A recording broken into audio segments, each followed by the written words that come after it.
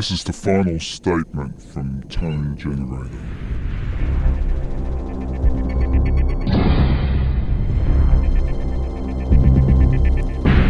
I introduced Nihil to Graeme Revell in 1978 because Nihil, or Neil Hill, wanted to start a band. They got together and the result was the first recordings of SPK in 1979.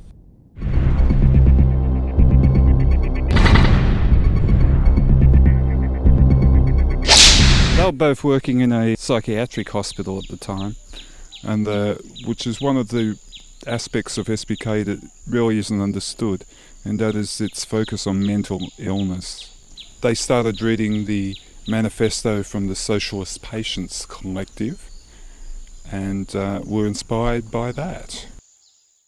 Then it evolved. I joined in 1980.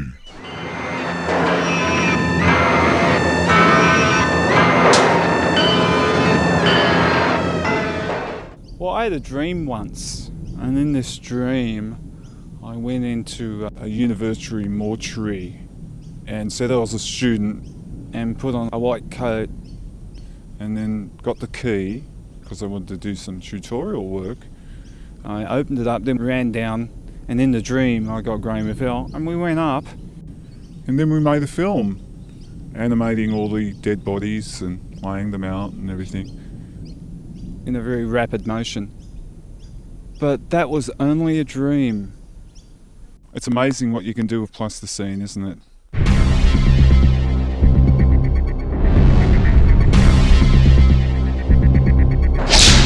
Systems Planning Corporation, Solipsic, Socialist Patients Collective, Surgical Penis Clinic.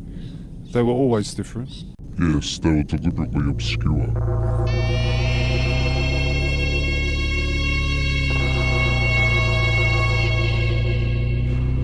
Anonymity was it was a crucial point that was a focus in the early part of the band. As I said, my name's Tone Generator. Nihil had his own pseudonym. So did Graeme Revell, although he had used it for a certain amount of time. He was operator.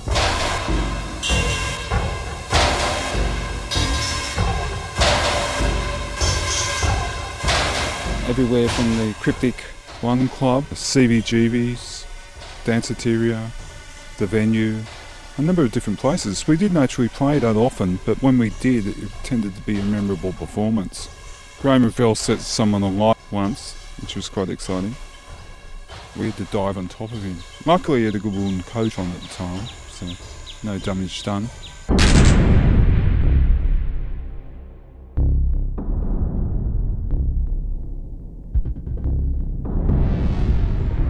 The first album was recorded in London, Information Overload Unit. During the Brixton riots in a squat with Graeme and I mainly. As I explained before, Mr. Clean was the engineer on it, that's Graeme's brother.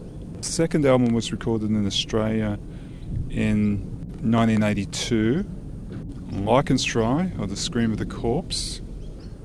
And besides a few other things, that was essentially the most important work that SPK ever did. Tried to give me syphilis by wiping his cock on my sandwich. I removed the rectum. It wasn't just about industrial noise, but it was about trying to create an alternative aesthetic, a different way of thinking, trying to use the schizophrenic way of thinking to create something new, multiplicities of ideas. I mean, there's an interesting book by Deleuze, a guitarist, called Anti-Oedipus, which they put a lot of emphasis on flights of ideas.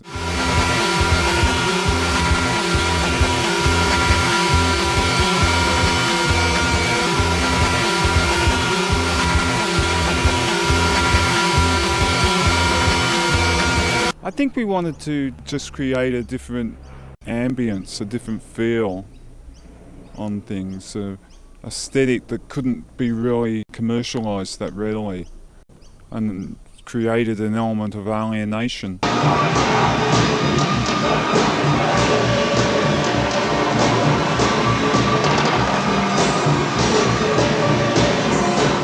Information overload is a good example, because we were talking about a new dark age that was going to be created through the abundance of information and the tendency towards specialisation in certain fields. It's very difficult to become a Renaissance man. One is not able to cut across different disciplines these days because of the degree of specialisation. We're bombarded by information. We're bombarded by commercials and the commercialisation of everything. I am an American citizen. My name is John. I am an American citizen. I had a very nice time. My fondest memory of SPK is probably staying at Uncle Bill's place in Kansas. That's William Burroughs. He was a good friend and supporter of the band. He invited us to the Midwest, so we went there and stayed with him for a couple of nights before we moved on to play. Well, we were actually playing at that town. We were playing in Lawrence, Kansas. It's one of the gigs we did. He was on the same record label as us when the re-release of the early singles were put out by Industrial Records, and we met him through that. And the first time Graeme and I went to America in 1980, we also met him. And then when he came over for the final Academy, he stayed at my house in London, which was fun. Yeah, he gave me a copy of City of the Red Knights, and that just blew me away. What a fantastic book that is. A lot of people misunderstand Burroughs in the sense that they think he's a Beat Generation writer, and I think he was much more than that.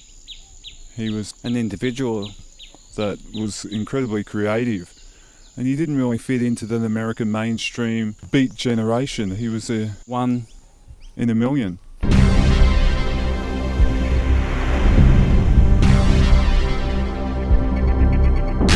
My worst memories of SPK is perhaps what Graeme Revell did to the band after I left.